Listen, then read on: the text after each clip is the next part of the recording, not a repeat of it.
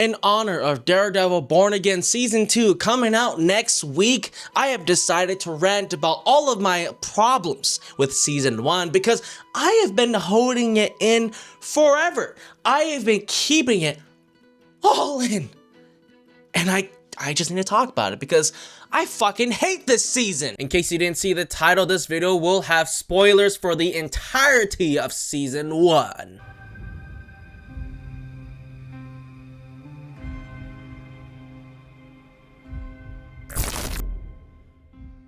The failure of Daredevil Born Again Season 1 is everything wrong with Disney. After the cancellation of Netflix's Season 4 Daredevil and a huge long hiatus with an intense legal battle over the film rights, Disney has acquired Daredevil once again. And boy oh boy did they do everything that they could to ruin it. Karen and Foggy are being replaced by DEI characters. Marvel lets go of their writers and directors ahead of a creative overhaul? What the fuck happened with this show? The real question is, how much of a dumpster fire was this show before the overhaul? In an attempt to capture the spirit of Netflix's Daredevil, Disney fails at delivering a competent series that satisfies everybody. Let's bring in fan favorite main characters for the fans of the original series, only to kill one of them off and remove the other after the first episode. Let's replace those white people with black people because we need to pander to an audience that never cared about the franchise. Let's move Matt outside of Hell's Kitchen because apparently we need to connect him to everything MCU related. This show is a complete clusterfuck of shameless self-inserts that ruin everything great about Daredevil. And what the absolute fuck is up with this CGI in this show? Is that even a real punch? What the hell is going on with the choreo here? The original script was so trash that Jon Bernthal walked away from the show. And I'm not the biggest fan of his Punisher, and that's mainly due to the writing and direction given to Bernthal, but I still like him portraying Punisher. And in this show, while the energy is still there, Disney completely misunderstands who Frank Castle is. It's not about him. No. Okay. It's all about him. This scene is by far the best in the show. When these two are put together and their philosophies collide, oh my god, it's cinematic beauty. And you can tell that both actors really loved working on this scene. If you're wondering why this scene is so damn good, it's because Jon Bernthal wrote a majority of it, as confirmed by the man himself. John wrote most of that scene as well, so we're very grateful to him for potentially leading us back on track. But beyond that, the show turns Punisher into a Snyder fan's wet dream with ridiculous slow-mos and grunts that'll make any guy cream their pants.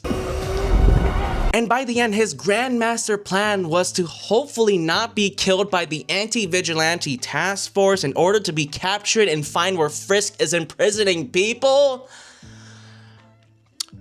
Or at least that's what we all thought until the Spider-Man Brand New Day leaks happened, and now the trailer is out and Frank is now in New York doing his thing. So what was the point of all that? Well, is Season 2 of Daredevil gonna clear that all up, or are we just gonna scoot that under the rug? And let's not forget about the bank heist episode that has nothing to do with the overall series and its plot. This episode served no purpose other than to connect Daredevil with Miss Marvel, aka Kamala Khan. And nothing against Miss Marvel, I'm actually one of the few people that liked the show. But this bank heist episode is so fucking shameless in its attempt to force other MCU characters into the show.